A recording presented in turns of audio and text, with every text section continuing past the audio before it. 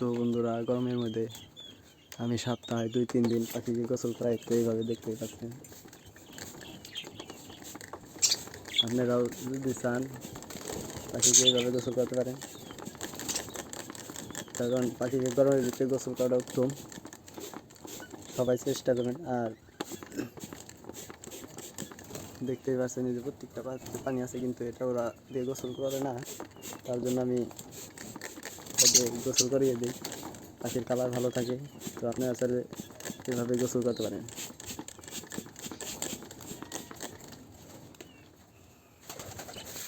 দেখতে পাচ্ছেন।